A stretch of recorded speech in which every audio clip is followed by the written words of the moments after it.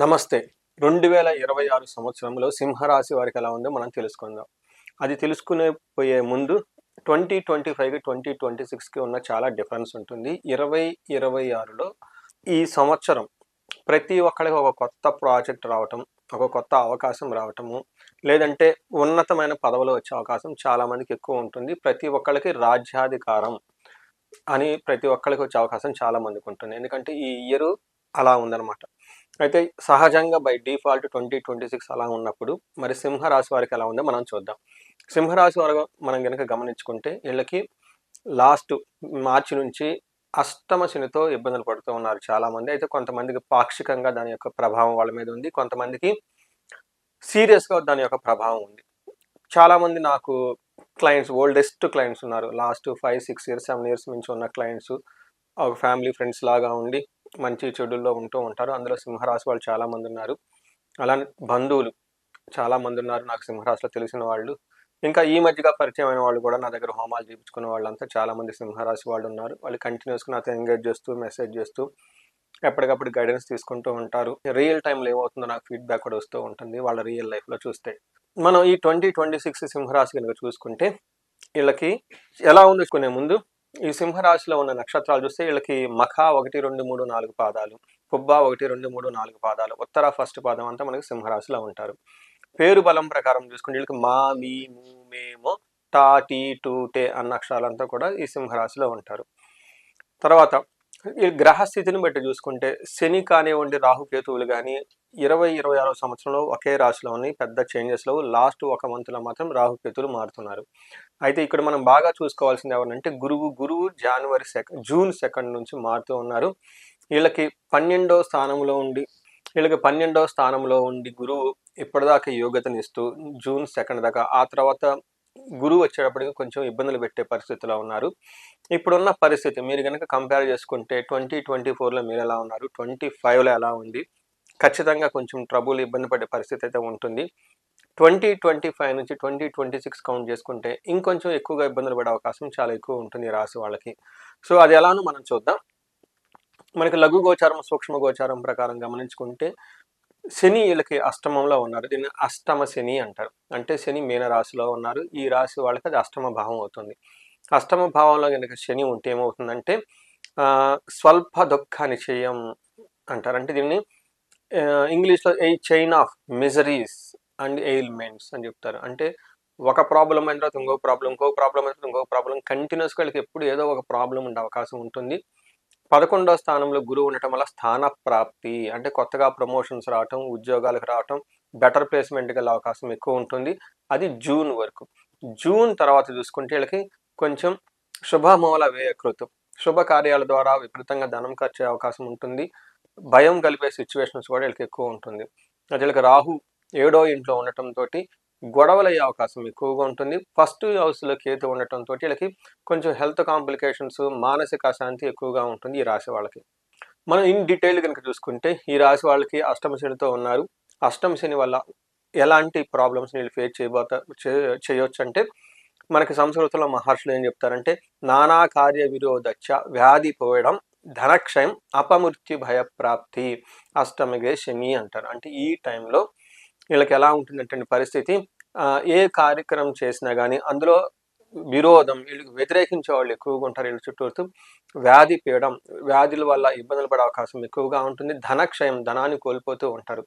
వీటన్నిటికంటే కూడా ముఖ్యంగా అపమృత్యు భయం, మీకు హెల్త్ కొంచెం బాగా లేకపోతే మనం ఉంటామో, ఏమన్నా అవుతామో, ఏదైనా వస్తుందేమో, అసలు మనం బతుకుతామా లేదా, అసలు ఫ్యూచర్ ఏంటి అన్న ఇలాంటి ఒక సందిగ్ధతోటి, ఒక టెన్షన్, భయంతో ఎక్కువగా ఉండే అవకాశం ఉంటుంది ఈ రాశి వాళ్ళకి.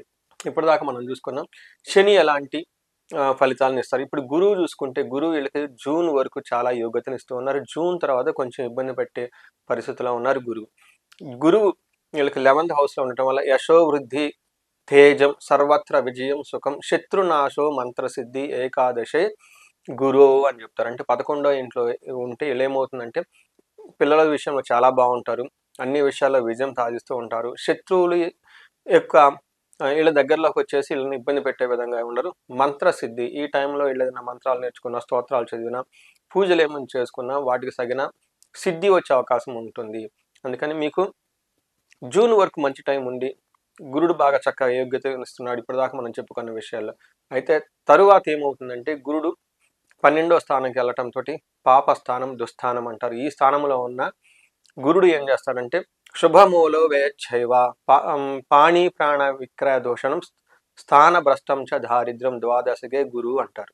అంటే ఈ టైంలో శుభమూలంలో వలన అంటే శుభకార్యాలు చేయటం వలన మీ ఇంట్లో అంటే ఏంటి శుభకార్యాలు, ఇల్లు కట్టుకోవటం, పెళ్లి చేసుకోవటం, లేదంటే హైయర్ ఎడ్యుకేషన్కి డబ్బులు కట్టడము, ఇలా ఒక శుభకార్యాలు చేయటం వల్ల విపరీతమైన ధనం ఖర్చు అవుతుంది. అంతేకాకుండా మీకు బాగా యూజ్ అయ్యే వస్తువులు కానివ్వండి, ఇల్లు కానివ్వండి, ప్లాట్లు కానీ అమ్మేసి తద్వారా ధనం అయితే సంపాదించుకుంటారు. కానీ అది అమ్మటం వల్ల మీకు నిందలు వచ్చే అవకాశం ఎక్కువ ఉంటుంది. అంతేకాకుండా స్థాన భ్రష్టత్వం ఈ టైంలో మీకు ఉన్న ఉద్యోగం పోవటం, పదవిని కోల్పోవటం, లేదంటే మీరు పని చేస్తున్న చోట మీకు అవమానకర పరిస్థితులు ఉండే అవకాశం ఎక్కువగా ఉంటుంది. అంతేకాకుండా మీకు సడన్గా ఫైనాన్షియల్గా ఇబ్బంది పడే అవకాశం కూడా ఉంటుంది. ఎందుకంటే గురువు వలన మీకు విపరీతమైన ధన ఖర్చులు అవుతూ ఉంటాయి. మీ బడ్జెట్కు మించి, మీ స్థాహతకు మించి ఎక్కువగా చాలా ధనం ఖర్చు పెడుతూ ఉంటారు. ఆ తర్వాత మీకు ఇబ్బంది పడుతూ ఉంటారు. తద్వారా ఇవన్నీ మీరు చక్కగా గమనించుకోవాలి ఈ రాబోయే పరిస్థితుల్ని. మనకి నెక్స్ట్ రాహువు కేతు ఉండటం వల్ల, రాహు 7వ స్థానంలో ఉండటం వల్ల ఏమవుతుందంటే సర్వధాన్య ఫలం స్వల్పం గమనాగమన వృధా అని చెప్తారు. అంటే ఈ టైంలో పంటలు కానివ్వండి, బిజినెస్లు కానీ ఏదైనా చేస్తే మీరు దీంట్లో ఫలితం మీకు ఎక్స్పెక్ట్ చేసిన విధంగా ఉండకుండా తక్కువగా ఉండే అవకాశం ఉంటుంది. తర్వాత ప్రయాణాలు చేసిన, రాకపోకలు ఏమని చేసినా, ఏదైతే పర్పస్తో మీరు చేస్తారో ఆ ఉద్దేశం అనేది నెరవేరక మీకు వృధా ప్రయాసలు గెలిచే అవకాశం ఎక్కువగా ఉంటుంది. అయితే మీకు జన్మరాశిలోనే కేతు ఉండటంతో మీకు శారీరానికి సంబంధించిన బాధలు, దుఃఖం కలిగే అవకాశం ఉంటుంది. సో మీరు గమనించుకుంటే ఈ రాశి వాళ్ళు 20-25తో కంపేర్ చేసుకుంటే 20-26 కొంచెం ఇబ్బంది పెట్టే పరిస్థితి ఎక్కువగా ఉంటుంది. పర్టికులర్గా జూన్ తర్వాత వచ్చే 6 months కొంచెం ప్రాబ్లమాటిక్ ఉండే అవకాశం ఉంటుంది. కాబట్టి దీనికి కావాల్సిన ప్రొవిజన్ అంతా మీరు ముందుగానే చేసుకోవడం చాలా చాలా ఇంపార్టెంట్. నెక్స్ట్ నక్షత్రం ప్రకారం చూసుకుంటే వీళ్ళకి మఖ, పుబ్బ, ఉత్తర 3 నక్షత్రాలు ఈ రాశిలో ఉంటాయి.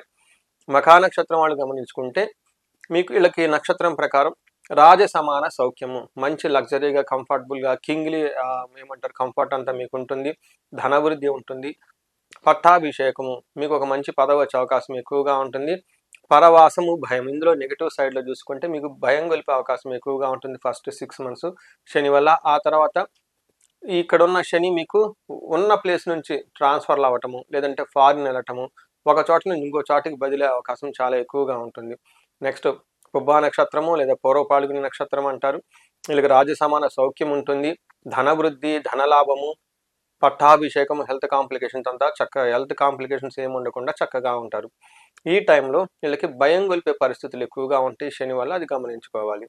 తర్వాత ఉత్తర పాల్గొని లేదా ఉత్తర నక్షత్రం వాళ్ళకి రాజసమాన సౌఖ్యము, ధనలాభము, సుఖము, హెల్త్ చాలా చక్కగా స్ట్రాంగ్గా ఉంటుంది. వీటితో పాటు భయము, ఏదో ఒక విషయంలో మీరు భయపడుతూ ఉండే అవకాశం కూడా ఎక్కువగా ఉంటుంది. ఇది మీకు సింహరాశి వాళ్ళకి 20-25వ సంవత్సరంలో ఉండబోయే ఫలితాలు బ్రాడ్గా. అయితే వీళ్ళకి ఏ పరిహారాలు చేసుకుంటే చాలా బాగుంటుంది అంటే, ఫస్ట్ శనికి సంబంధించిన సంపూర్ణ శాంతి పూజలు చేయించుకోవడం చాలా ఇంపార్టెంట్. దక్షిణకాళి అమ్మవారి యొక్క మూల మంత్రాన్ని ఒక 10,000 సార్లు జపం చేయించుకుంటే ఇంకా చాలా మంచిది. శని పాశుపత అభిషేకం చేయించుకోవడం చాలా మంచిది. దీనితో పాటు తిరునల్లార్ అనే క్షేత్రాన్ని పాండిచ్చేరి దగ్గర ఉంటుంది, తమిళనాడులో, దర్శించుకొని అక్కడ తైలాభిషేకం చేసే శనికి చాలా బాగుంటుంది. వీటితో పాటు వీళ్ళకి మిగతా గ్రహాలు కూడా అనుకూలంగా లేవు కాబట్టి కుంభకోణం నవగ్రహ టెంపుల్స్ని విజిట్ చేయడం చాలా చాలా ఉత్తమం. ఇక్కడ కనుక చూసుకుంటే మీరు విజయవాడ కనకదుర్గమ్మని చూసుకోవటం, గుంటూరు దగ్గర కోటప్పకొండ క్షేత్రాన్ని దర్శించుకోవటం, ఇవన్నీ చేస్తుంటే చాలా బాగుంటుంది. ఇవి కాకుండా గురువు మీకు అనుకూలత గురించి తారాదేవికి గురువు సంపూర్ణ శాంతి పూజలు చేయించుకోవడం చాలా ముఖ్యం.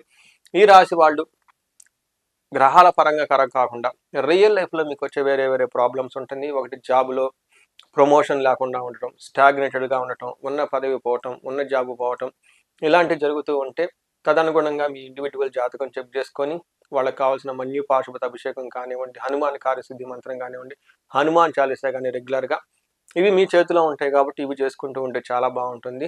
ఈ శని పెట్టే బాధల నుంచి ఉపశమనం చాలా వస్తుంది.